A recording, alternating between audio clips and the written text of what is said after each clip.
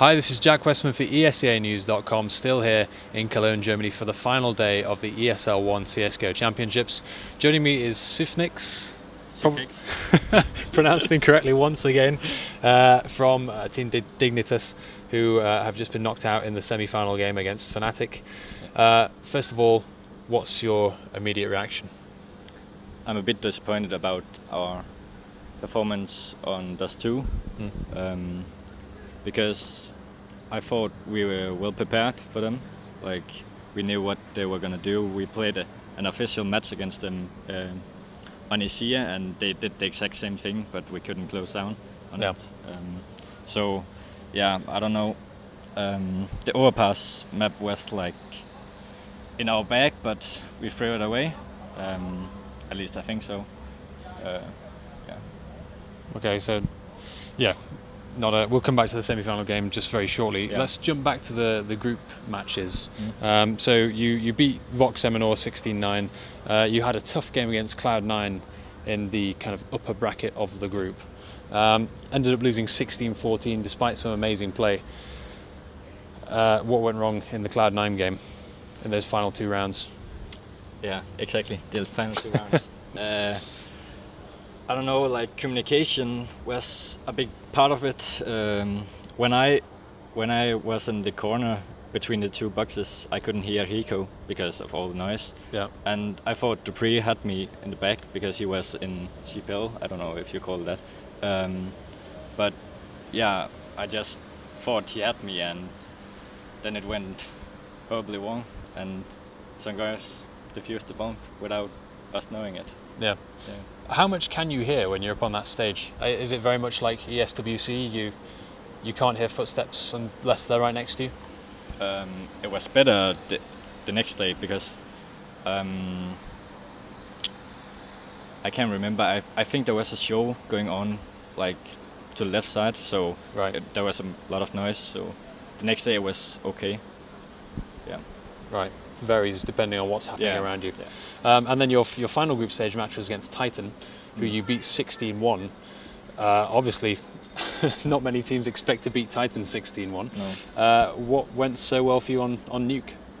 I think we just got a wake-up call, really.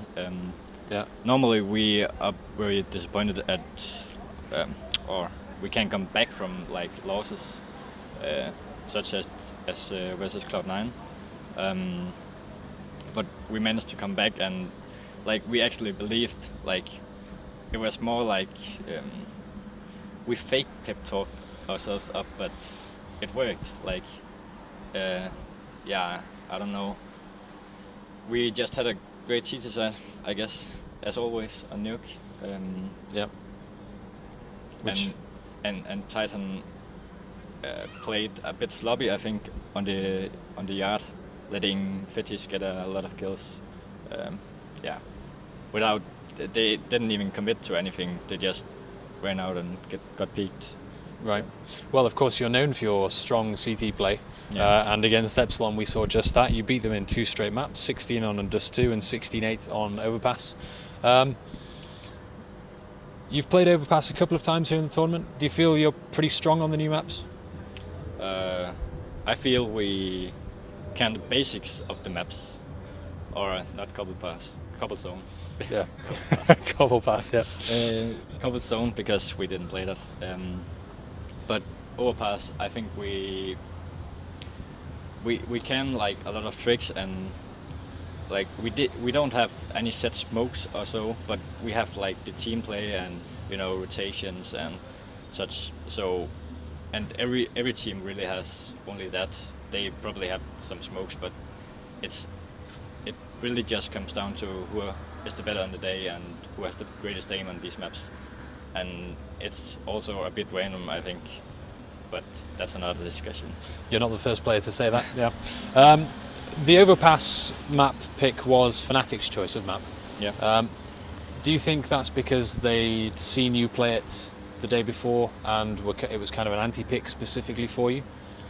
They'd watched your demo? That might have been something to do with it, yeah. But they played Overpass and Cobblestone in their group, so we could have watched them as well. Did you? Wait, or I didn't.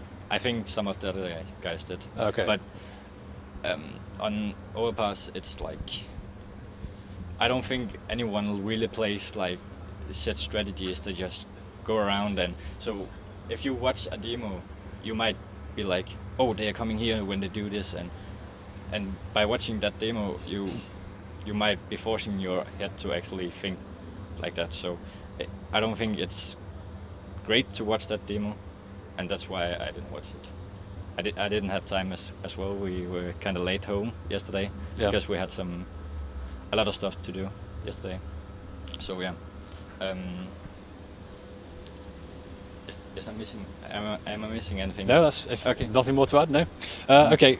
It also seemed this morning that Fnatic were making a lot of their shots, and you guys were kind of, especially on the first map, it felt a little bit rusty. Is that fair? Did you feel as though you weren't fully warmed up this morning when you sat down to play? I felt I was really warmed. I don't know about the others, but yeah, well, they played in the morning the day before, so they might have got like the what is it called, momentum. They knew how to set up in the morning. Okay. Yeah, I don't know, like, and we were just new to that. I don't think it plays any huge role with it, but yeah. Okay. And when I interviewed you at Gfinity back in London 2 weeks ago, you said, you barely prepared. You had like 6 days practice time, and you came third, fourth in the end. Presumably, you're a lot better prepared for this event, right? Yeah, I think we were. We practiced every day from Gfinity to ESL One, besides 2 days, with Friday and Saturday. So we made a lot of tactics, especially in Cats, because we saw how that went against Virtus Pro. Yeah. We didn't get to play Cats though, which is not that good, because we actually had some great practice on Cats. Yeah. Well, on the plus side, you've got some cash strats ready to hand next time you do play the map. Yeah. The next thing I was going to ask you, so you feel better prepared this time around, but again, you've gone out in third, fourth place, which you guys have done in the past as well. Do you think there's just something about the pressure once it gets to such important matches that you're not so good at handling? No, I actually think we have a lot of experience to overcome that pressure.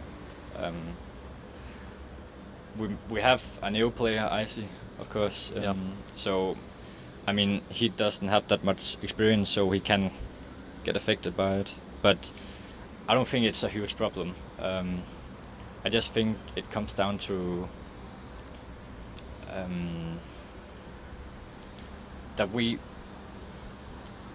that game we lost against Fnatic was majorly a part of communication. Like, we just didn't talk enough, and yeah, I don't know, it just didn't seem right. But I don't think it has something to do with the pressure. No. Okay, it's just a unlucky accident at this particular event. Yeah, you can say so. Yeah. Okay, I'm aware that it's on the verge of raining out here by the looks of it. So I will let you go. Just very last question. What's your summary of this event? Has it been successful for you guys? Have you learned anything? And how do you improve from here going forward? I think it has been a very successful event. Like, top 4 at a major is not a bad result at all. But going forward, we of course want to be in that final. We joked about getting to the final because now we have been at the quarterfinals and semifinals, and now we got to the final. Probably then lose it, because then we get that icon in game, and then win the next major, because then like you get finalists and then champions. Yeah. So you're working your way up the medals. Yeah. All right. Right, Andreas, thank you very much. Always a pleasure talking to you. And for everyone at escanews.net and escanews.com and esca.net, stay tuned for full coverage of, well, the rest of today here in Cologne, Germany.